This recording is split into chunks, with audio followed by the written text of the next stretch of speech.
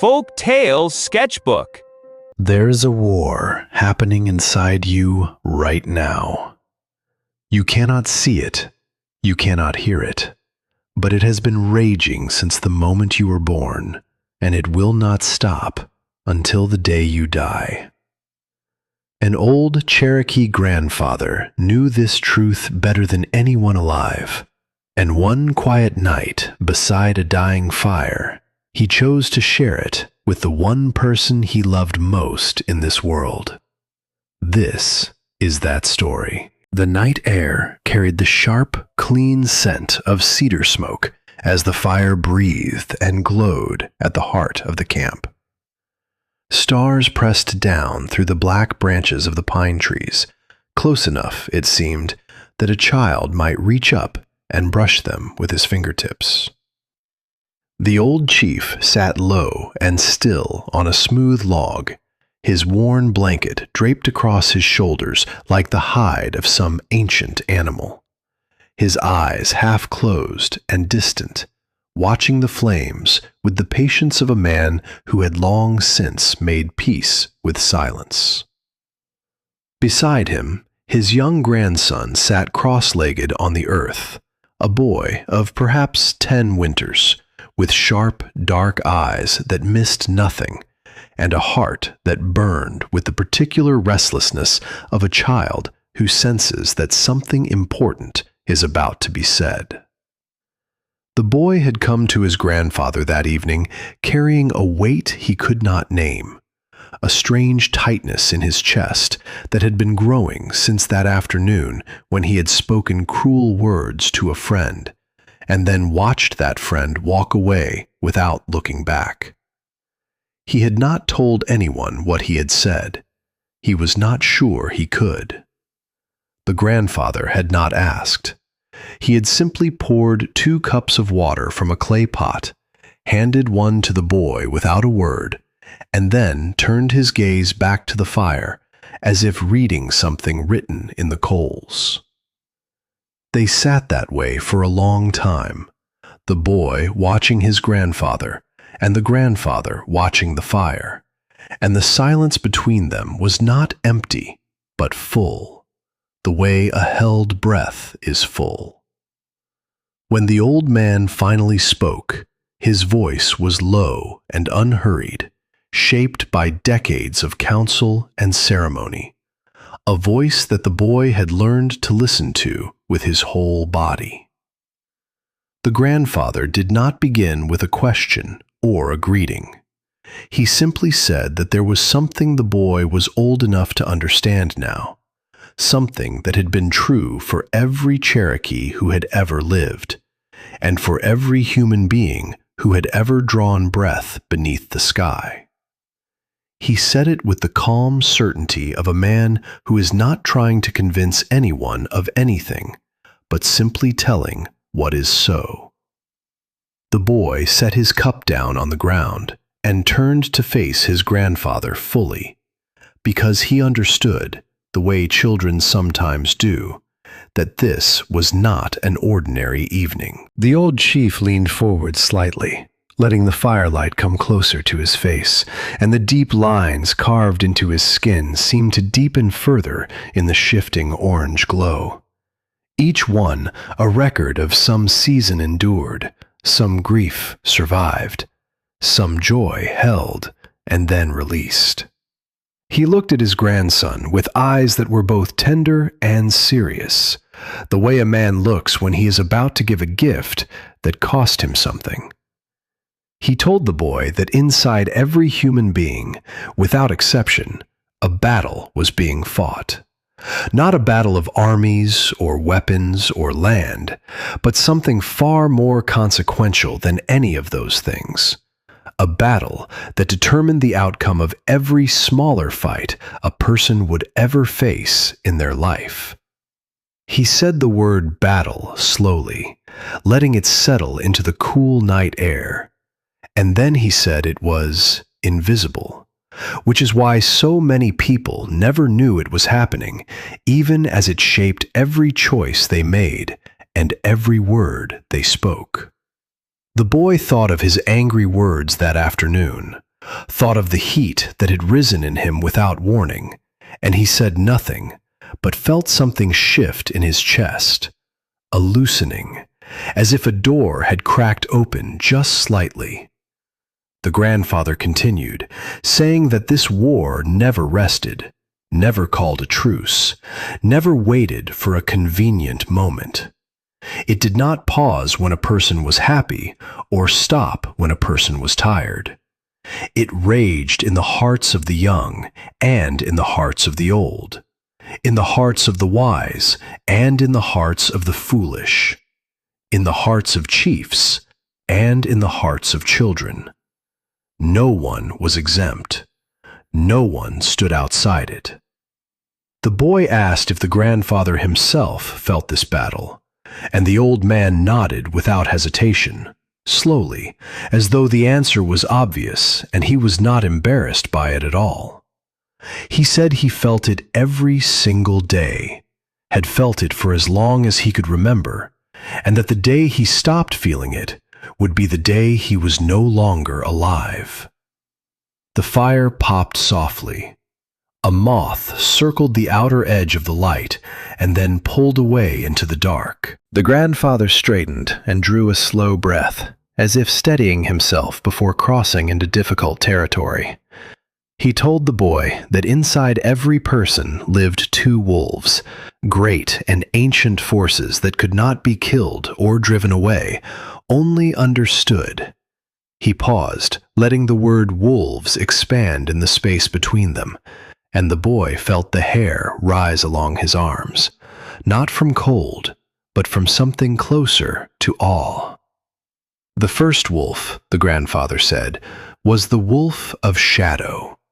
His voice did not drop to a whisper when he said this, and he did not say it with contempt, but with the careful honesty of someone describing something genuinely dangerous, something worthy of respect precisely because of what it could do. The wolf of shadow was born from the darkest chambers of the human heart, from the places where light rarely reached and where things grew twisted without anyone realizing it was happening. This wolf breathed anger, the kind that rose up hot and fast and made a person say things that could not be unsaid. It carried jealousy on its back like a second coat, always watching what others had, always measuring and comparing and finding itself diminished. It fed on greed, that hollow hunger that was never satisfied no matter how much was gathered, that made a person clutch and hoard even when they had more than enough. Resentment was its constant companion, that slow-burning poison that lived in the memory and turned old wounds into permanent injuries, keeping a person chained to moments long past. The wolf whispered lies with the same ease it breathed, and it was proud of that skill, proud of the way a carefully shaped untruth could get a person what they wanted without the inconvenience of honesty. It carried superiority like armor, that false belief that one person was worth more than another simply by virtue of blood or position or luck, and it stoked that belief into cruelty when the chance arose. The boy was quiet. He was thinking about his afternoon. He was thinking about which wolf had spoken through him. The fire had burned down somewhat, the tall flames replaced by a steadier and quieter glow, and the grandfather reached down and placed another piece of cedar on the coals without rushing, watching the new wood catch before he continued. He said there was a second wolf. His voice changed when he spoke of this one, not dramatically, not like a storyteller shifting registers for effect, but in the way a man's voice changes when he speaks of someone he genuinely loves. The wolf of light, he said, was also ancient, also powerful, also born from the deepest interior of the human heart. But this wolf came from the places where goodness had taken root, and grown strong over generations of careful tending. It carried peace, not the peace of emptiness or indifference, but the deep, hard-won peace of a person who has faced something terrible and chosen not to be defined by it. Love walked at this wolf's side, not the fragile love that depends on conditions being right, but the enduring kind that holds even when it is tested. The grandfather said the wolf of light carried hope like a torch, that fundamental refusal to believe that darkness was the final word on anything. And alongside hope, it carried serenity, a quietness that did not require the world to behave a certain way in order to exist. It moved through the world with humility, that clear-eyed understanding that a person was neither greater nor lesser than the people around them, that every life contained the same essential worth. It offered kindness without accounting, generosity that gave without calculating what might come back in return, empathy that could feel the interior of another person's experience without being asked to. Truth was its foundation, the commitment to saying what was real even when a comfortable lie would have been easier. Compassion walked beside it always, that willingness to enter into the suffering of others and respond with something more than distance. The boy looked at the fire and then at his grandfather and felt for the first time that evening something that might have been called longing. The grandfather clasped his hands together in his lap and looked at the place where the two wolves met inside himself, or perhaps at something only visible to a man of his years, some interior landscape the boy could not yet see, but was beginning to sense the edges of. He said that these two wolves were not at peace with each other. They had never been at peace with each other.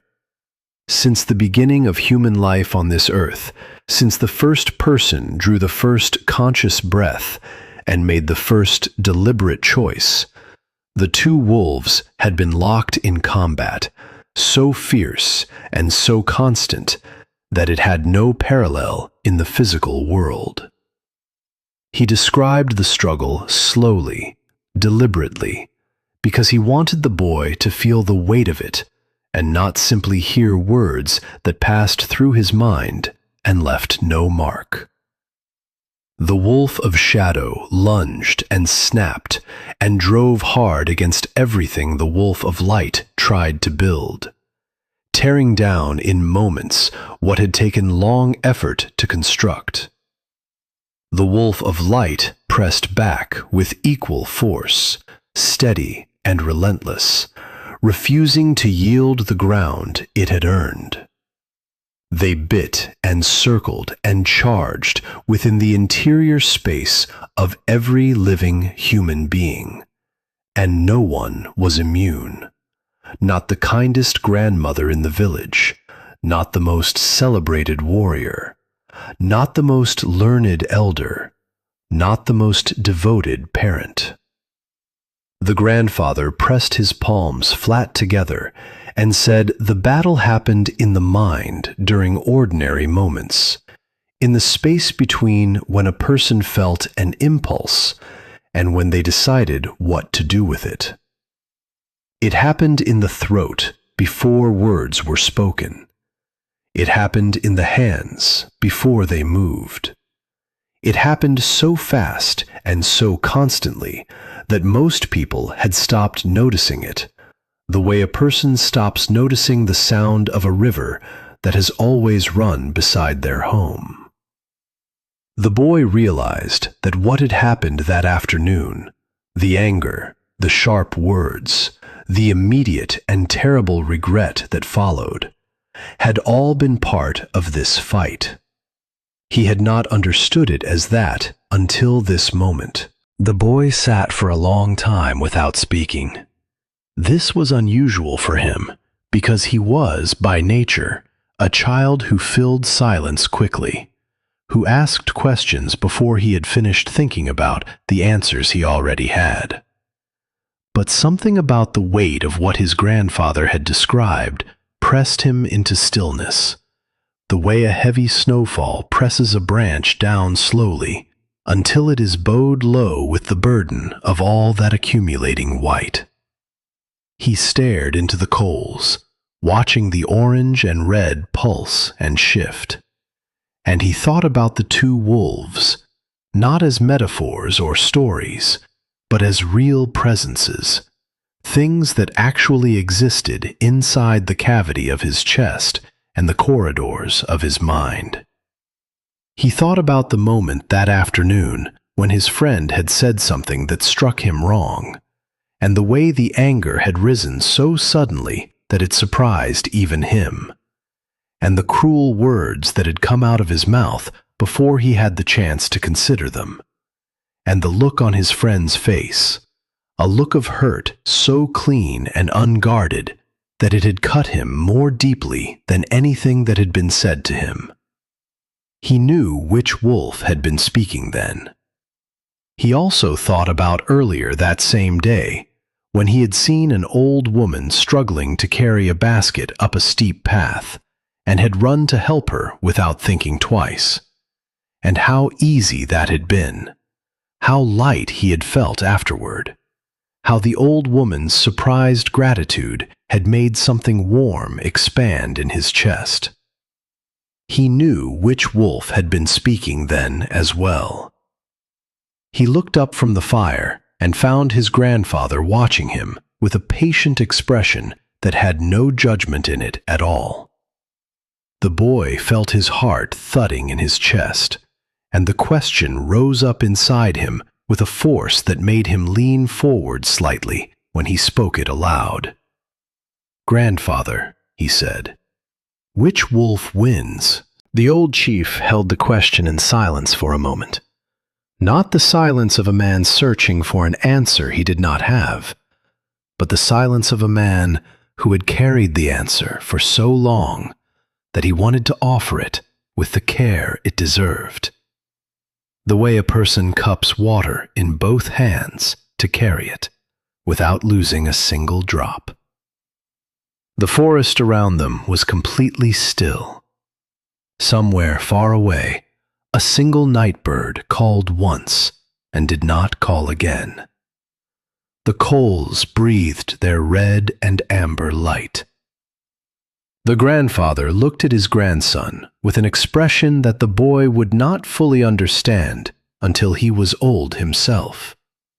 An expression that was equal parts love and sorrow and hope, and the particular pride a person feels when they witness the beginning of wisdom in someone they cherish. He said it quietly. He said it without drama, without the rising and falling of a great speech, without gestures or emphasis, or any of the performance that lesser men might have used to dress up these few plain words. He said it the way he would say anything true, simply and directly, as a statement of something that he had lived and tested and found solid enough to stake his life upon. "The one you feed," he said.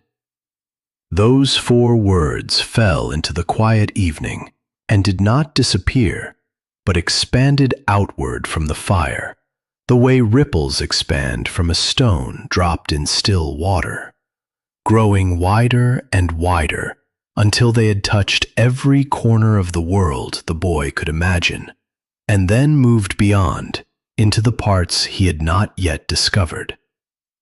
The boy felt the words land in him, felt them settle somewhere beneath his ribs, and he sat very still, turning them over the way you turn a smooth stone in your palm, feeling its particular weight and shape from every angle.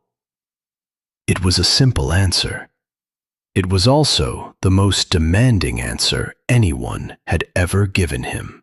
The grandfather did not stop there, and the boy was glad, because something in him had already understood that the 4 words, as true as they were only the entrance to a larger room.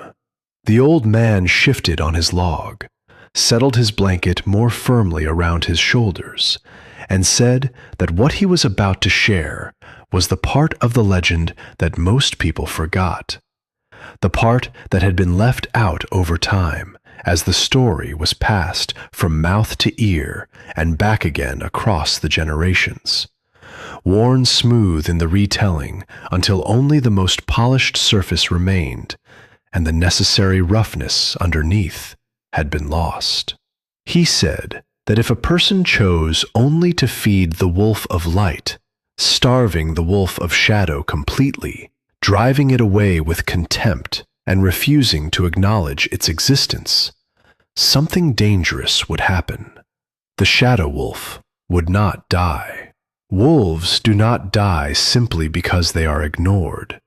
They go hungry, and a hungry wolf does not disappear into the forest and cease to be a threat. It retreats.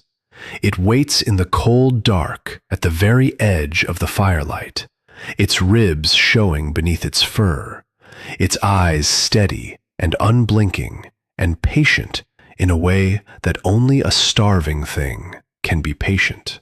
It waits for the moment when the person who has been so carefully feeding the light wolf becomes tired, or grieved, or frightened, or overwhelmed, or simply human in that inevitable way that all people eventually are. And in that moment, the shadow wolf moves. It does not creep forward. It charges. And because it has been denied for so long, because its hunger has been building without relief in the darkness where no one was watching, it hits with a force that a well-fed wolf would never have to summon. The boy said nothing. He was understanding, with the particular slowness that means something is going deep enough to stick, that the problem was not simply about choosing the right wolf. The grandfather looked at the fire with the expression of a man reviewing something he had spent many years learning and was still, at his age, continuing to learn. He said that the shadow wolf was not purely a destroyer. He said this without reluctance, without the discomfort of a man admitting something he wished were not true, because he had long since passed through the discomfort and arrived at the clarity on the other side. The shadow wolf carried things that a person could not afford to lose. It carried courage, the fierce and animal courage that a person needed when genuine danger arrived and there was no time for careful deliberation. It carried loyalty of a protective and fierce kind, the willingness to defend what mattered at real cost. It carried sharp instincts, the ability to read a situation quickly and accurately, to detect a threat before it fully formed, to act with speed when speed was what the moment required. These were not small things.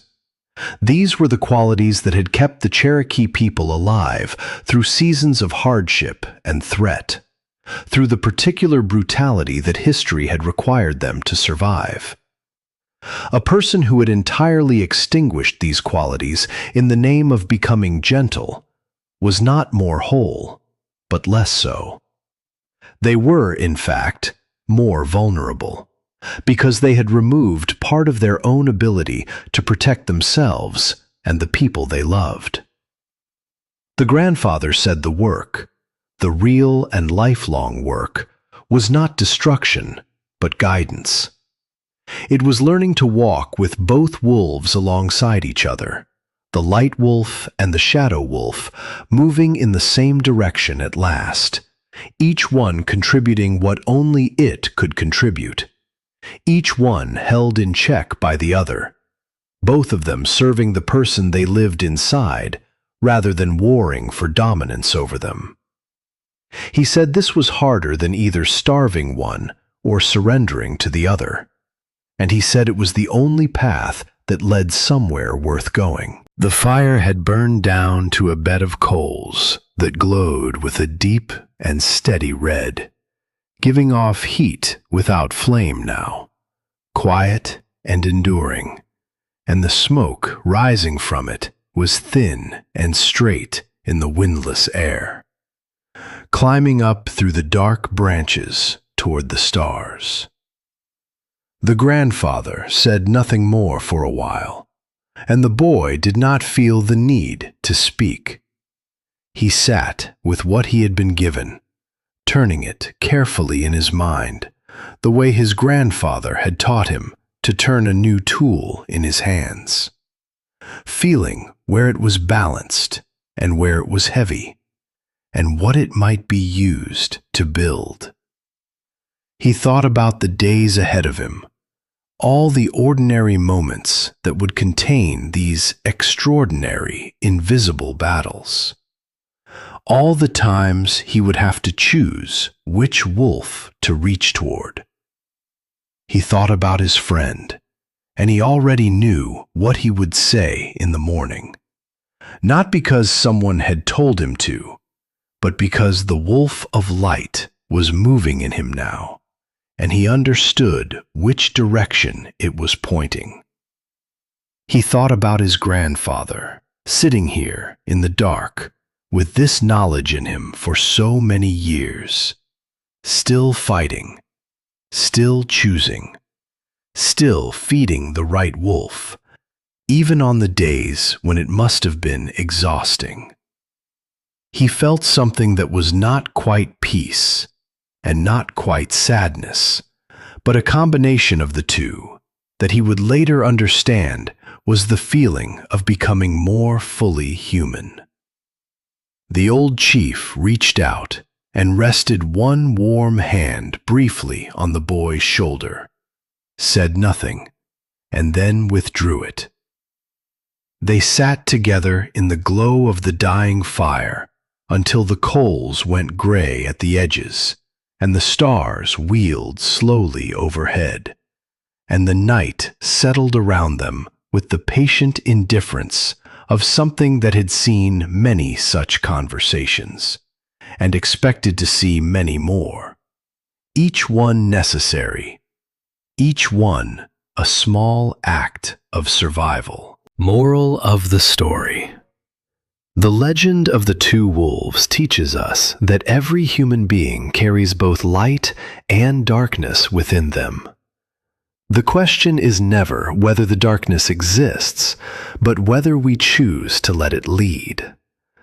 True wisdom is not the destruction of the shadow wolf, but the courage to guide both forces toward something greater than either could achieve alone. We are not defined by which wolf lives inside us. We are defined by which one we choose to feed. If this story moved you, if it reminded you of a battle you have been fighting in your own heart, share it with someone who needs to hear it.